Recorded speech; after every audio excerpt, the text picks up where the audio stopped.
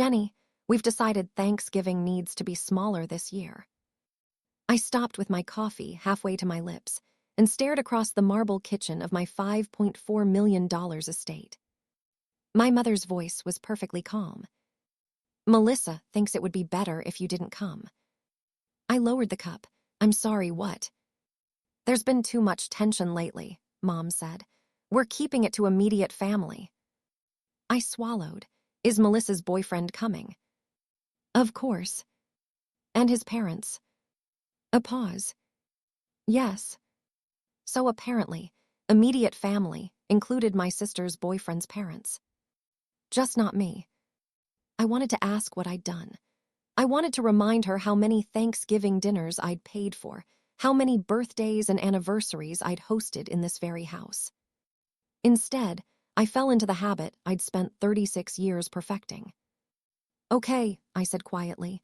I understand. Mom exhaled with obvious relief.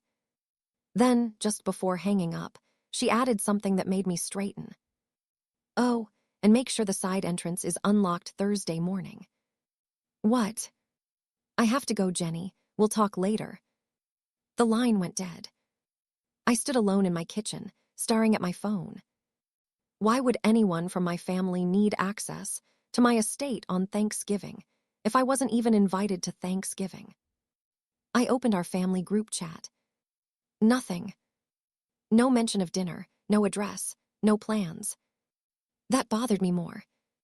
Mom controlled every family event. She decided who hosted, who brought what, where everyone sat, even which disagreements were allowed to become public. And because I hated conflict, I'd usually made her life easy. My house had become the convenient answer whenever the family needed space. The dining room could comfortably handle a crowd. The professional kitchen made catering simple. The heated terrace overlooked acres of landscaped grounds. But nobody had asked to use any of it this year. I opened my property management calendar. Monday, Tuesday, Wednesday. Then Thursday. A reservation was sitting there that I hadn't created. Catering delivery, 9:30 a.m. I clicked it. Location, Johnson Estate. My stomach tightened. Then I saw the next line. Asterisk estimated guest count, 28. 28. Mom had just told me they were keeping it small. I checked the entry again, wondering whether one of my property managers had scheduled something incorrectly. No. Thanksgiving morning. My address. 28 guests. And suddenly, Mom's strange instruction about leaving the side entrance unlocked made perfect sense. They weren't planning Thanksgiving somewhere else. They were planning it here asterisk. My family had apparently uninvited me from Thanksgiving, while preparing to bring 28 people into my own $5.4 million estate. I stared at that reservation until one question drowned out everything else. How had my mother planned a 28-person Thanksgiving dinner inside my house without ever asking me? I didn't call Mom. Not yet. I called Melissa. She answered on the fourth ring. Hey, Jenny, I'm kind of busy. I'll be quick. Is Thanksgiving happening at my house? Silence. Not confusion, not surprise. Silence. Melissa, why are you asking me that? There's a catering delivery scheduled at my estate Thursday morning for 28 people. Another pause. Then she muttered, You weren't supposed to see that. I gripped the edge of my desk.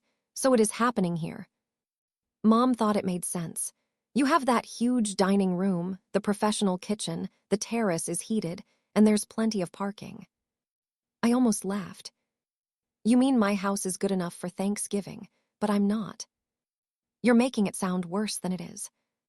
How should I make it sound? Melissa sighed. Mom figured you wouldn't mind. We've had family events there before. Yes, events I agreed to, events I attended. That's different. How? She didn't answer. Instead, Melissa started listing people who were coming. Our cousins, 2 neighbors Mom had known for years, family friends, her boyfriend, his parents. I began counting. Wait, how long have these people known? The invitations went out weeks ago. I went completely still. Weeks. Mom hadn't suddenly decided 3 days before Thanksgiving that there was too much tension. My exclusion had been planned. Melissa, do these 28 people know I'm not invited? Her tone changed instantly. Mom already explained everything to them. What did she explain? Jenny, don't start. What did she tell them? I'm not getting involved. You're already involved. Melissa hung up. I sat there for several seconds before opening the security system, controlling access to my estate. My mother had temporary codes. Melissa had one. A few relatives had codes left over from previous gatherings. One by one, I disabled them. Asterisk access, REVOKD. Asterisk access, REVOKD. Asterisk access, REVOKD. Then I opened the catering reservation again. This time, I expanded the authorization details. My hand stopped moving. Under client instructions was a name. Jenny Johnson. Mom hadn't merely planned Thanksgiving at my estate without permission. She had given the caterer instructions using my name. The next morning, my phone buzzed while I was getting dressed. It was my cousin Rachel. Thank you again for hosting Thanksgiving. Your mom said this was your idea. Your place is perfect for everyone. I stared at the message. Then another attachment appeared. A digital invitation. I opened it. Across the top were the words, Thanksgiving at the Johnson estate. Below that, asterisk 28 confirmed guests. And underneath, hosted by Deanne Johnson. I read the guest list twice. My name wasn't on it. I typed back, Rachel, what exactly did Mom tell you? Her reply came almost immediately. That you offered the estate but couldn't attend because work was more important this year. Why? There it was. Mom hadn't just excluded me. She given everyone a story that made my absence my own choice. I called the catering company. Johnson Estate reservation, please. The manager pulled it up. Yes, Ms. Johnson. We have instructions from Diane Johnson. She said she was authorized to coordinate everything on your behalf. She is. The manager went quiet. I never approved this event, I continued. No one has permission to enter the property. We reviewed the reservation, and I canceled their access. They had prepared in good faith, so I paid the legitimate cancellation costs myself. When I hung up, I looked around my dining room. 28 people were supposed to sit there without me. Fine. The room wasn't going to be empty. I started calling people. An employee whose children were spending Thanksgiving with their father. A longtime friend with no relatives nearby. My elderly former neighbor. Colleagues who had planned to eat alone. People I actually wanted inside my home. By Wednesday evening, I checked my list. 28 names. Exactly 28. Then my phone rang. Mom. I answered. She didn't say hello. Jenny, turn those codes back on. People are expecting us. No. The word came out more calmly than I expected. Mom went silent. Then her voice sharpened. Excuse me. I'm not turning the codes back on. Jenny, 28 people are expecting Thanksgiving at your house. My house, I repeated. That's the important part. You're ruining Thanksgiving for 28 people because you're upset about an invitation. You told me Thanksgiving was small. You told me I wasn't invited. That has nothing to do with the house. I actually pulled the phone away from my ear for a second. Mom, it has everything to do with the house. She switched tactics. We've celebrated there for years. Everyone considers it basically the family house. No, everyone was invited there by me. Permission isn't ownership. She started talking over me, but I ended the call. Without access to my estate, Mom had no choice but to relocate her dinner. That created questions. Rachel already knew what Mom had told me. Soon, other guests were hearing different versions. Mom's explanation was simple. I had suddenly become vindictive. Then Thanksgiving arrived. By afternoon, my dining room was full. 28 people sat around the long table. Friends, employees, colleagues, and people who otherwise would have spent the holiday alone. Nobody asked why my family wasn't there. Nobody demanded access to anything. They were simply grateful to be included. During dinner, one guest took several photos. The full table, everyone laughing, and me carrying a platter from the kitchen. Later, she posted them publicly, with a caption thanking me for opening my home to people who needed somewhere to belong that Thanksgiving. I didn't think anything of it, until my phone started vibrating during dessert.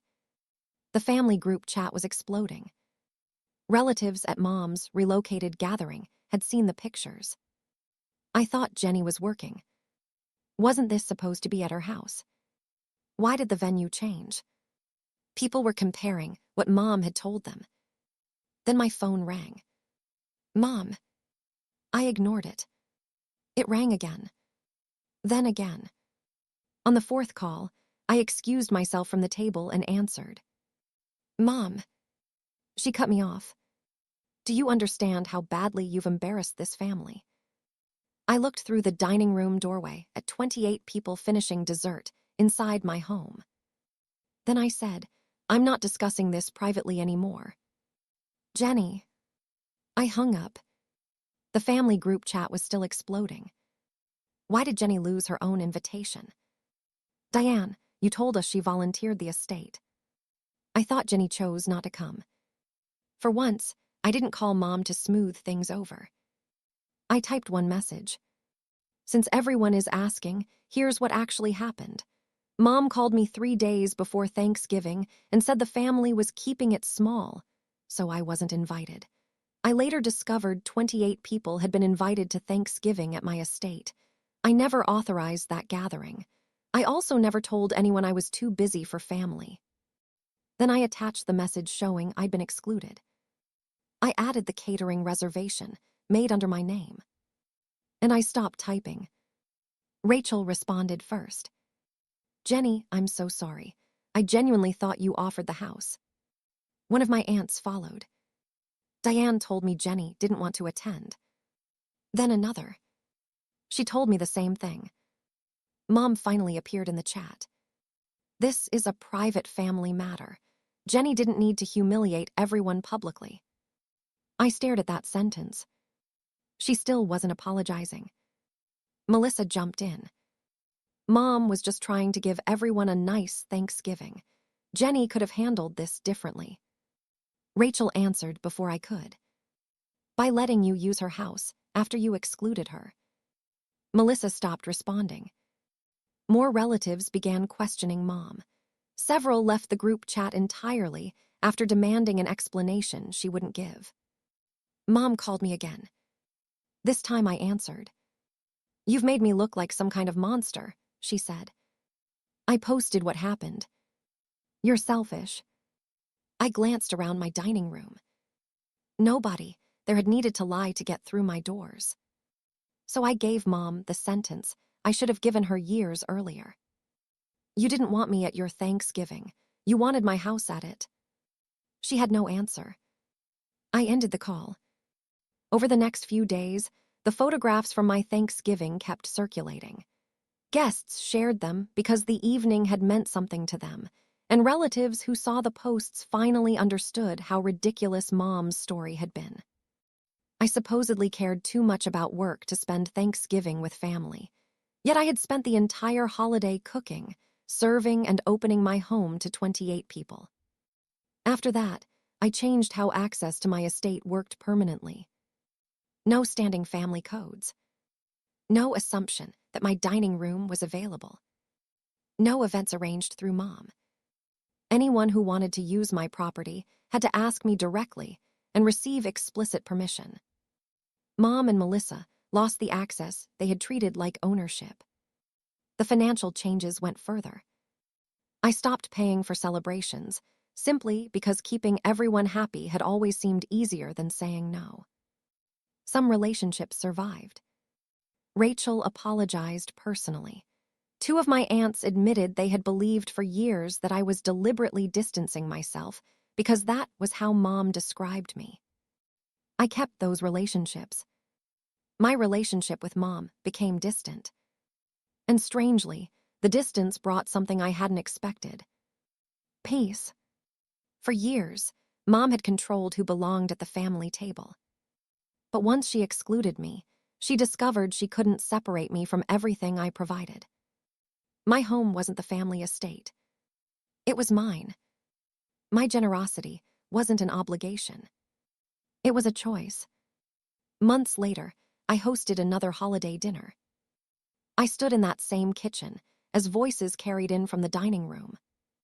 Every person sitting at my table had been invited because I wanted them there. Nobody had manipulated their way inside. Nobody had decided they were entitled to my home. And I wasn't standing outside my own celebration, hoping someone would decide I belonged. My mother thought she could remove me from the family table and still claim my home. But that Thanksgiving, I finally learned that owning the table also meant choosing who deserved a seat.